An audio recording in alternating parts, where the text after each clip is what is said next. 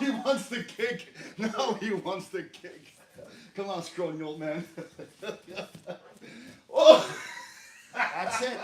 You saw this. Because he's too much like this. This is how you deal with something. Oh. Are you okay there? I'm just laughing. It's from laughing. Don't worry. No, he's gassed out. Look at this. He can't even take it. What's up, guys? Welcome to episode 41. I am fresh as a daisy, unlike my Uke, who's basically barely breathing.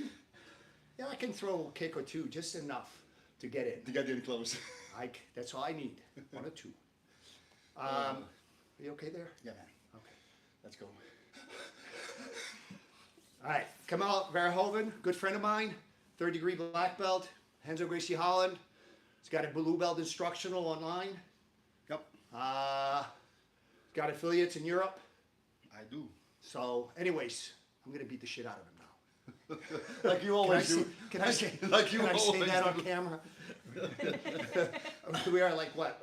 I won't be walking away like this. All right. So, guys, I have a program, and we're going to do YouTube as much as we can, and then we're going to go move over to the app side. Now, I want to go through the sequence real quick. Guys, start asking questions. Is MJ on? Yes, he is. I am a ground shark. Anyways, so guys, look at this sequence. I'm just gonna go.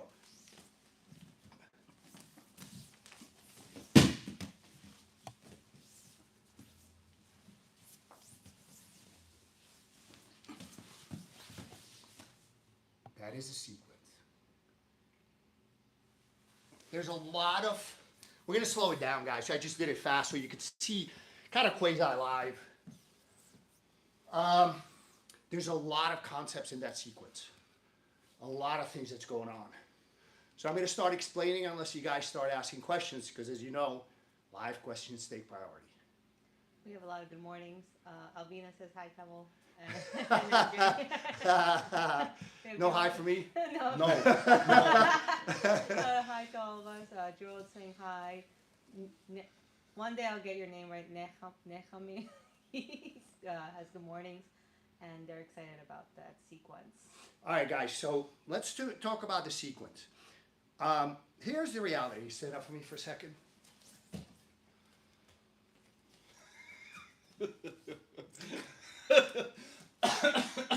The reality is, if I square up with him, now, once you throw strikes, it becomes different because the takedowns become, if you can do a well-timed, well-placed strike, one or two, you suddenly have an opening for a takedown that's kind of not a grappling style takedown. It becomes much different. But in pure grappling, if he and I start, especially in the gi, there's a good chance that I'm going to be on the bottom. Whether he throws me or once he starts to get good grips, generally speaking, I will pull. So when I get on the ground, my immediate kind of reaction is to start, obviously, I got to stop him from moving forward. That is your number one priority of any guard, is stop their forward progression to get into top side control mount. Okay, so now I start to get my grips. It doesn't matter whether I go cross grip. It doesn't matter, right? Now, what happens a lot of times, especially the guys that know my game, so if I can get them to engage and get an Udagatame, this is all over for him. Now, the guys that know my game, what they start to do is, now I'm getting ahead. They don't want this. They start to pull back. So what I'm going to do is wrestle up. This is how generally I get on top of big guys.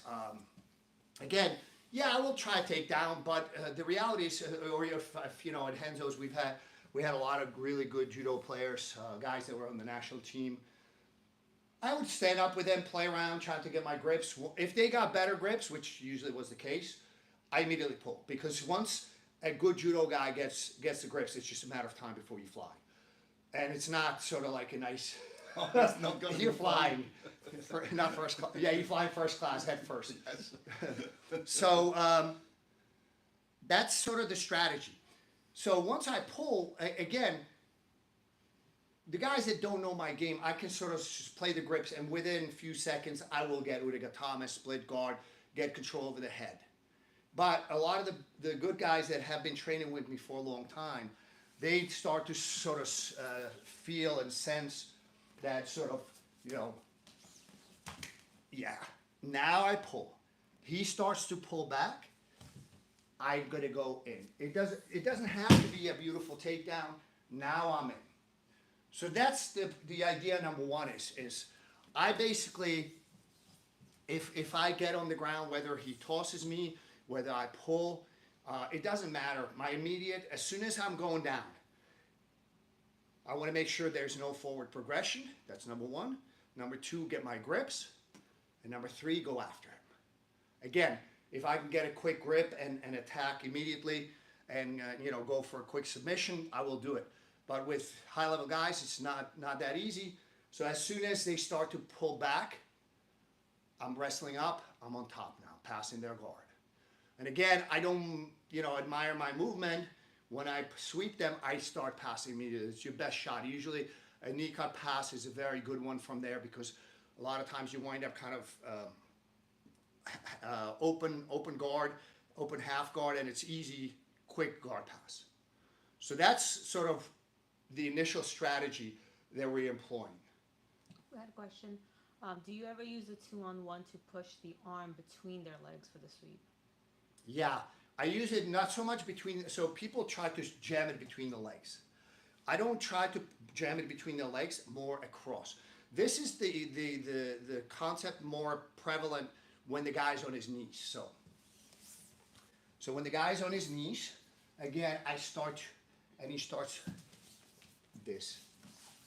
Yeah. Oh, we're going? Just kidding.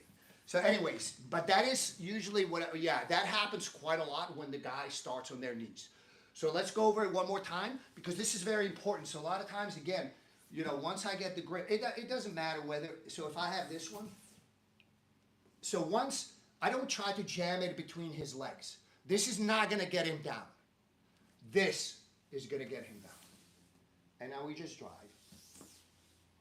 Yeah. So when you jam that arm across, yeah, that's a very good point. Yes, absolutely. Usually when he's on his knees, and I don't bring it between his legs, across. So because now I'm pushing. So here, you kind of run into this is where he's almost glued to the floor, not literally, but that's a good base. Here, you can push it back. And this is all I need. At that point, my leg's already behind me and I'm pushing through him to get on top. Question. If your partner holds on to the outside head, single leg on their knees, can you crucifix them? Say it again? Your partner holds onto outside head off of a single leg. I only have one head. I believe it's... Well, at least the one I use for jiu-jitsu. I think it's... let's clarify that because I'm not sure if he's... Yeah, can you please clarify? Yeah. Dan Ensberg had a question as well. If you are in a seated butterfly style guard with a foot on the hip while they are on their knees, how would you transition to a guillotine style attack by hip heisting? It's not so much hip heisting. So this is actually another good question. So a lot of times it's the same thing.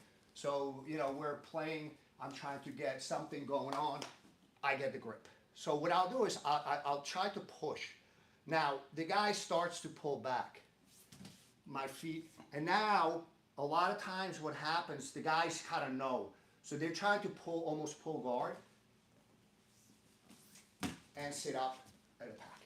From here, I'm going to use the guillotine guard pass. So it's that sort of, I start with the arm. It's usually, there's other things you could do. If Kemel's standing over me and, if I'm here, I'm having a hard time. Yeah, off balance it is. Yeah. I had some dipshit on Instagram. Said, this will never work. Oh yeah. It works at the highest level. Look at some footage. You've got black belt world champions getting swept. I saw it on the World Masters, black belt division. Yeah. Gordon does it to high level wrestlers. Yep. All I need is off balance. But you can see if I can't get grips, that's what I'm going to do. But let's go from the knees. From the knees, it's easier for me to get the grips. Push, pull. That's it. Now, this is a good, from here, a high level guy will immediately try to posture. No problem. I push. If he stays up, here we go. And now I'm passing. And after I do, I will choke it. So I don't hip heist into the guillotine so much as I break it down. Sometimes people try to do too much too quickly and they get nothing. I don't know if that makes sense. What you're trying to do is you try to almost like get everything, not just off balance, but kind of like pop up and guillotine somebody. Against high level guys, you have to almost break it down into pieces because each piece is very important in the whole process.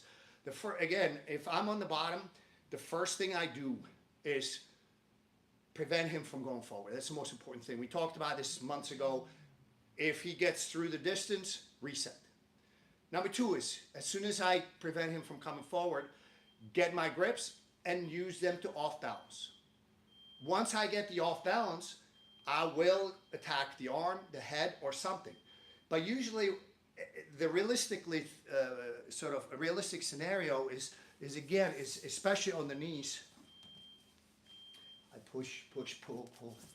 And it doesn't matter. I did not get a connection, but you could see, well, at least I could see, that he started to get a little too far away because he started to worry about the grips. So as soon as I feel him, I didn't get a grip. I got nothing. Nope. But it was enough. I don't need to do, he doesn't need to do this. All I need for him is to do this. This is enough. This I'll be able to take backwards. So as soon as I feel that, I'm going forward. Now when I go forward, as I'm sweeping him, if the guy kind of accepts the sweep clean and doesn't try to fight back, I'm going to be passing the guard. But a lot of times the guy tries to sort of get some grips, sit up. That's when I control the head and start the guillotine guard pass, which we've covered a lot. We're done.